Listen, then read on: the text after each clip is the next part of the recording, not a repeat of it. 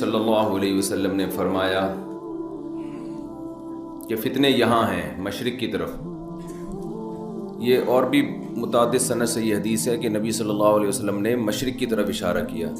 تو مدینہ کا جو مشرق ہے نا، سارے فتنے وہیں سے آئے ہیں. خوارج کا فتنہ بھی وہیں سے پیدا ہوا، فتنہ دجال بھی وہیں سے نکلے گا، اور جو مسیلمہ کذاب کا فتنہ تھا، یعنی مشرق کی طرف جو ممالک ہیں ان سے فتنے نکلیں گے. تو وہ سارے فتنے جتنے بھی تاریخ میں ہوئے ہیں اسی طرف سے ہوئے ہیں، بڑے بڑے فتنے جو ہوئے ہیں نا.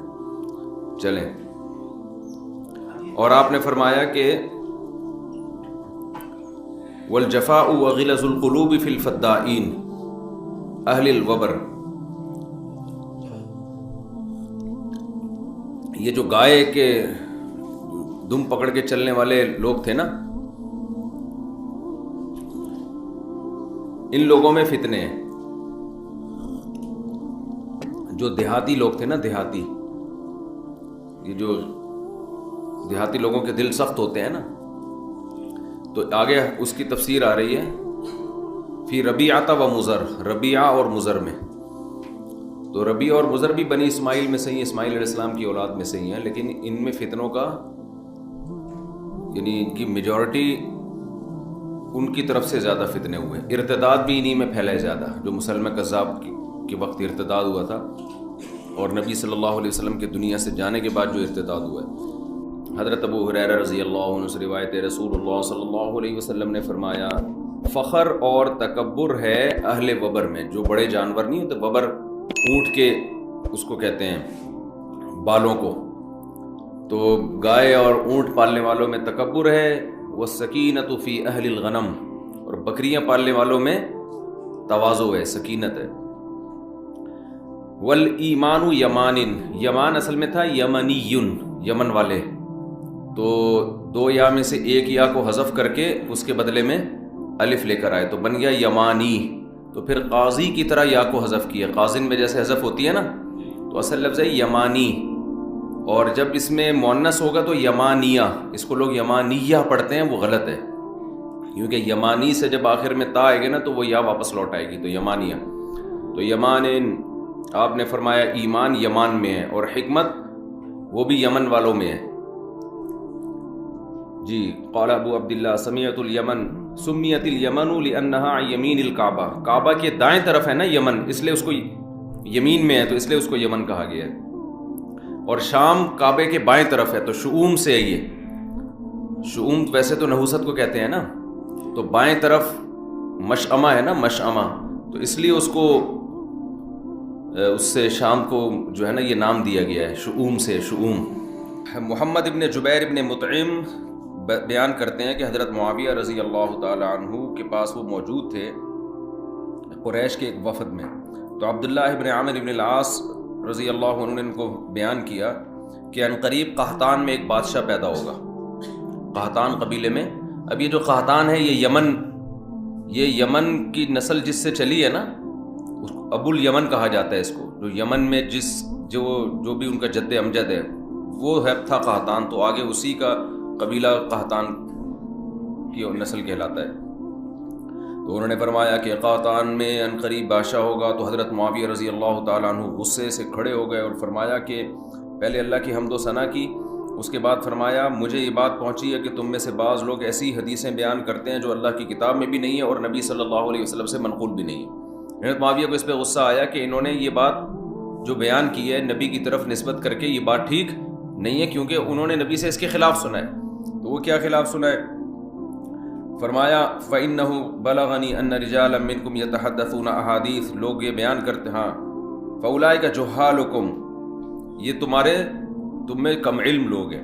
فَإِيَّاكُمْ وَالْأَمَانِيَّ الَّتِي تُضِلُّ أَهْلَهَا، وہ امیدیں، ان امیدوں سے اپنے آپ کو بچاؤ جو امید والوں کو جو امیدیں ہلاک کر دیں. فَإِنِّي سَمِعْتُ رَسُولَ اللَّهِ صلی اللہ علیہ وسلم يقول إِنَّ هَذَا الْأَمْرَ فِي قُرَيْشٍ لا يعاديهم احد الا كبه الله على وجهه. یہ جو معاملہ ہے نا خلافت کا، یہ قریش کے پاس ہے، اور جو بھی ان سے اس معاملے میں دشمنی کرے گا اللہ اس کو رسوا کر دے گا.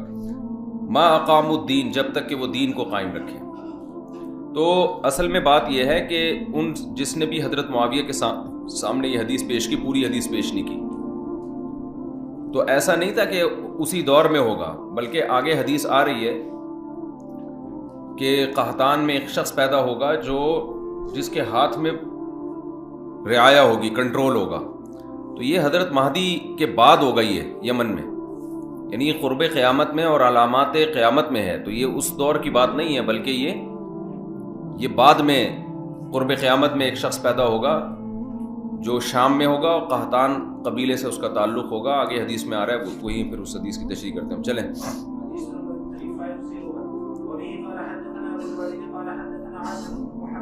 حضرت معاویہ کو غصہ غضب شاید اس وجہ سے آیا کہ خلافت میں یا حکومت میں وہ دراڑ پیدا کرنے کے لیے بھی اس طرح کی باتیں ہوتی ہیں نا، کیونکہ حضرت معاویہ نے بھی سنا نبی سے، اور بھی اس بارے میں آپ نے حدیثیں ہیں کہ خلیفہ قریشی سے ہوگا. تو یہ بہت ساری احادیث اس بارے میں ہیں.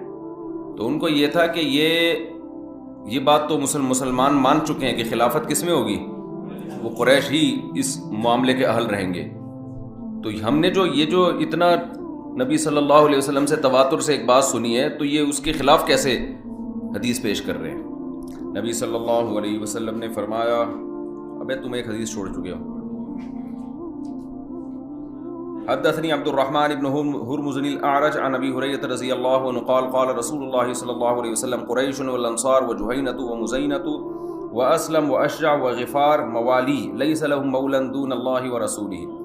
آپ صلی اللہ علیہ وسلم نے ان تمام قبیلوں کا نام لیا. قریش، انصار، جوہینہ، مزینہ، اسلم، اشجع، غفار، یہ سب میرے مولا ہیں، میرے دوست ہیں، اور ان کا اللہ اور کے رسول کے سوا کوئی بھی دوست نہیں ہے. تو یہ ان قبیلوں کی تعریف ہے. حدثنا ابو الولید قال حدثنا عاصم بن محمد قال سمعت ابي عن ابن عمر رضی اللہ عنہما عن النبي صلی اللہ علیہ وسلم قال لا يزال هذا الامر في قريش ما بقي منهم اثنان. آپ صلی اللہ علیہ وسلم نے فرمایا یہ معاملہ ہمیشہ قریش کے ہاتھ میں رہے گا، قریش کے پاس رہے گا، یعنی خلافت کا معاملہ، جب تک کہ دو بھی زندہ ہوں ان میں، یعنی دو قریش بھی زمین پہ موجود رہیں تو خلافت کس کا کہ حقدار کون ہوگا؟ قریش ہوں گے. تو پیچھے حدیث میں آتا ہے ما اقام الدین، جب تک کہ وہ دین کو قائم رکھیں. تو علامہ نبوی رحمہ اللہ نے تو لکھا ہے کہ ان کے دور میں چونکہ قریشی کی حکومت تھی تو انہوں نے لکھا کہ ابھی تک معاملہ قریش کے ہاتھ میں، لیکن جمہور اس طرف گئے ہیں کہ اس کا مقصد یہ ہے کہ قریش اس کے اہل ہیں. یہ خبر نہیں ہے کہ ہمیشہ ایسا ہوگا، یعنی یہ معاملہ ان کے ہاتھ میں رہے گا، مطلب یہ اس کے اہل رہیں گے. اور آگے دوسری حدیث میں اس کی تفسیر ہے ما اقام الدین، جب تک کہ وہ دین قائم کریں، یعنی دین اگر قائم نہیں کرتے تو پھر اہل نہیں ہیں. بھائی ایک قریش خلیفہ ہے جس کے بارے میں آپ کو پتہ ہے کہ یہ بھی دین قائم کرے گا، دوسرا ہے غیر قریش یہ بھی دین قائم کرے گا. تو اہل کون ہے دونوں میں؟ جو قریش ہے وہ اہل ہے. تو اور جس کے بارے میں یہ ہے کہ اگر قریش ہے لیکن دین قائم نہیں کرے گا، مرتد ہے یا کفر بواہ کا مرتکب ہے، پھر قریشی ہونے کی بیس پہ وہ مستحق نہیں ہے. اچھا، یہ جتنی بھی احادیث ہیں اس پر اتفاق ہے کہ یہ اس سے متعلق ہیں کہ جب سلیکشن کا وقت آئے، سمجھ رہے ہو. لیکن اگر کوئی طاقت کے بل بوتے پر غیر اہل بھی مسلط ہو جائے تو پھر اس کے خلاف بغاوت کی اجازت نہیں ہے. اس بارے میں بھی احادیث بہت زیادہ صریح اور واضح ہیں. وہ تو جب بغاوت کے حکام آئیں گے نا تو ان میں آپ لوگوں نے پڑھی بھی ہوں گی بہت ساری احادیث اس بارے میں، کہ مسلم کی حدیث ہے کہ جب مسلمانوں کا کوئی خلیفہ ہو تو اس کے خلاف جو بھی کھڑا ہو، کائنم من کان، جو بھی کھڑا ہو اس کو قتل کر دو. اس لیے کہ اس پر یہ تو اہل کی بات ہے نا کہ اہلیت اس میں زیادہ ہے. لیکن بات یہ ہے کہ اگر کوئی اور طاقت کے بل بوتے پر یا کسی بھی چاہے فاسد نظام کے تحت جب وہ مسلط ہو جائے تو پھر چونکہ اس میں اتحاد پارا پارا ہونے کا خطرہ ہے، پھر اس کو قتل کرنے کی اجازت نہیں ہے. یہ جو آج کل جمہوری نظام ہم پر مسلط ہے نا، یہ بھی بیکار نظام ہے، اس سے کبھی خیر کی امید نہ رکھیں. لیکن اگر چاہے اس غلط نظام کے بعد بھی کوئی ملک کا حاکم بن جاتا ہے تو وہ پھر حاکم بن جاتا ہے، پھر اس کو ماننا پڑے گا. تو ایک ہے آپ کے اختیار میں ہو کہ صحیح طریقے سے سلیکشن، تو اس میں تو صحیح طریقہ اختیار کیا جائے گا. لیکن آپ کے اختیار میں نہیں ہے اور صحیح طریقے سے سلیکشن نہیں ہو رہی تو جو بھی سلیکٹڈ ہوگا تو وے آف سلیکشن جو بھی ہو آپ کو اس سلیکٹڈ کو ماننا پڑے گا. سمجھتے ہو؟ یہ جو خلافت عثمانیہ تھی یہ تو خلافت تھی نا، سب علماء کا اتفاق تھا خلافت. تو یہ تو اجمیوں کی تھی، عربوں کی تھوڑی تھی. پھر جو بغداد کی خلافت تھی جو بنو عباس کی خلافت تھی، اس میں اگرچہ قریش کی خلافت تھی لیکن زمین کا بہت بڑا حصہ وہ قریش کے ہاتھ میں نہیں تھا، وہ بہت بڑا حصہ اجمیوں کے ہاتھ میں تھا، تو اس کو بھی مانا گیا ہے. سمجھتے ہو کہ نہیں سمجھتے ہو؟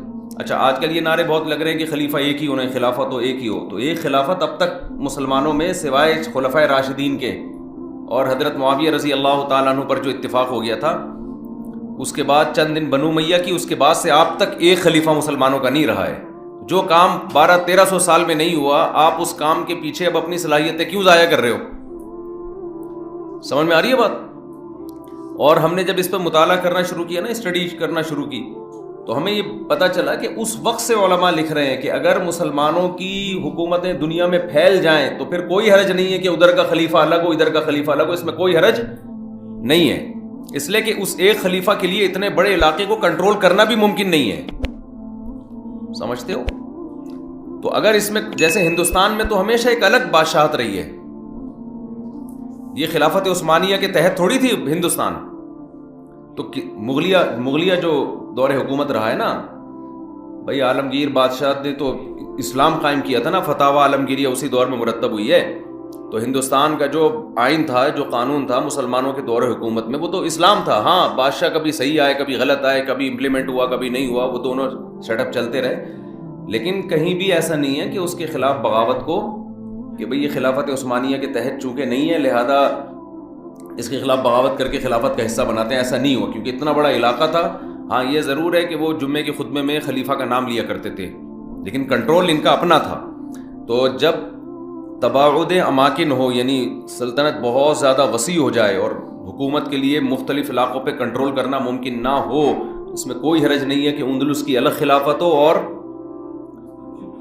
جو ہے ادھر بنو عباس کی الگ خلافت ہو، اس میں کوئی حرج نہیں ہے. اس کو خام میں ایک ہی پہ جمع کرنے کے لیے تلوار اٹھانے کا حکم دینا کہ لوگوں میں خون خرابہ ہو اور اس کا رزلٹ یہ نکلے کہ بجائے 2 خلافتیں ختم ہو کے ایک ہو جائیں بلکہ وہ جو 2 تھی وہ 25 میں تقسیم ہو جائیں. نہیں یاری بات کر.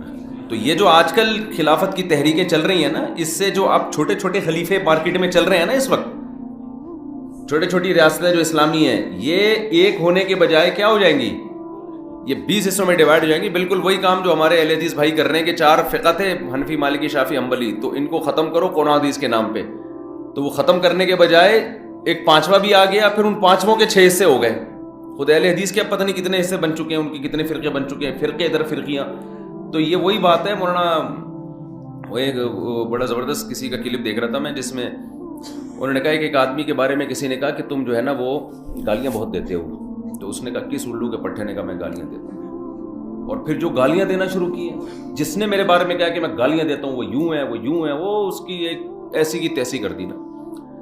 تو یہاں بھی یہی ہے کہ لیبل یہ لگایا جاتا ہے کہ ہم فرقوں کو ختم کر رہے ہیں، لیکن جس طرح سے ختم کرنے کی کوشش شروع ہوتی ہے نا، اس سے فرقے مزید بننا. تو اسی طرح خلافت کے نام پہ اتحاد کی کوشش کی جاتی ہے، مگر اس سے اسلامی مملکتوں کی جو رہی صحیح طاقت ہے وہ بھی پارا پارا ہو جاتی ہے. ٹوٹ ٹوٹ کے نا کوئی صوبے الگ ہو کے ملک الگ ہو جائیں گے. اس لیے تمیز سے جو جو چیزیں 2 ٹکڑے چند چیتھڑے آپ کے پاس باقی رہ گئے ہیں، ان کو چائے میں ڈبو ڈبو کے، بھائی لنگر تقسیم ہو رہا تھا نا، تو جو جس کے پاس حصہ آ گیا اب اس کو بجائے اس کے کہ سب ایک دسترخوان پہ بیٹھ کے کھانا کھائیں، وہ نہیں ہو سکتا. تو جتنے جو چیتھڑا جس کے پاس آیا، جو پاپے کا ٹکڑا آیا، چائے میں ڈبو کے کھاؤ، پتلی گلی سے نکلو. چلو چلو بھائی چلیے.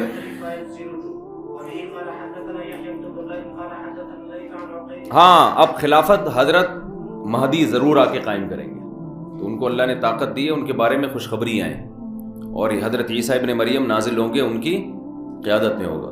تو فی الحال وہی طریقہ بہتر ہے. اچھا، یہ جب ہم بات کرتے ہیں تو لوگ کہتے ہیں اس کا مطلب ہم آرام سے ہاتھ رکھ کے بیٹھے رہیں، ہم کچھ نہ کریں، بس تزکیہ اور خانقاہوں میں لگے رہیں. تو یہ بات نہیں ہے. نظام کی تبدیلی کی کوشش کرنا یہ فرض ہے. ہم مسلح بغاوت کے قائل نہیں ہیں. باقی اجتماعی طور پر نظام کو تبدیل کرنے کی جتنی بھی سوٹیبل کوششیں ہیں وہ فرض ہیں. اب وہ 20 ہو سکتی ہیں. ایک طریقہ جامعۃ الرشید کا ہے، کسی کو اس سے اتفاق نہ ہو. دوسرا طریقہ جماعت اسلامی والوں کا ہے، JUI والوں کا ہے، اسمبلی میں جا کے انقلاب لے کر آؤ. اور تیسرا چوتھا طریقہ تنظیم اسلامی والوں کا ہو سکتا ہے، یوتھ کلب والوں کا ہو سکتا ہے کہ کالج یونیورسٹیوں میں محنت کرو، بیوروکریسی میں لوگ لے کر آؤ.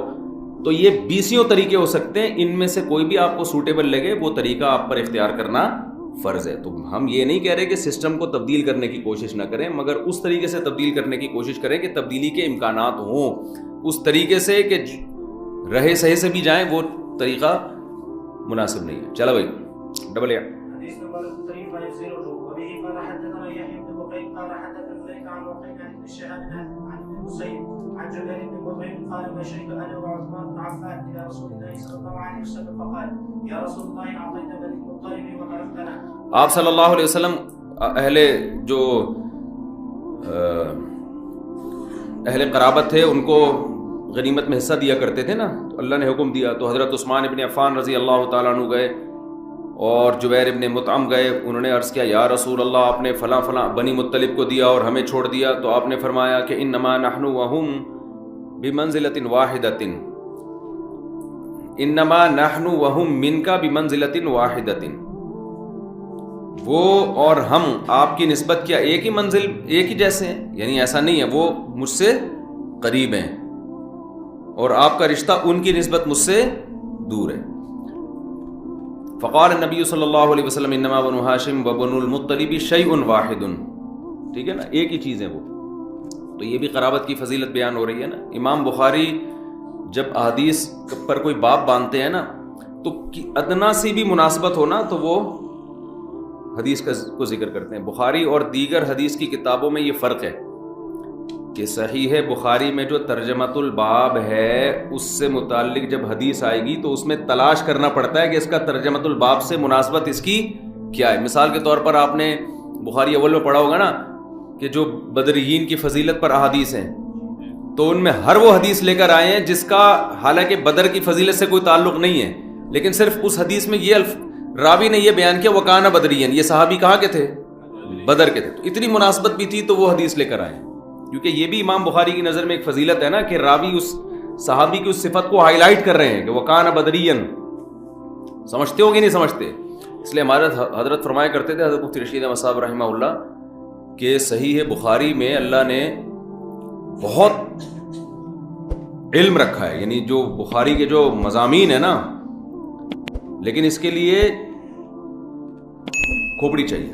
بڑا زبردست بھائی نے جملہ حل کر دیا۔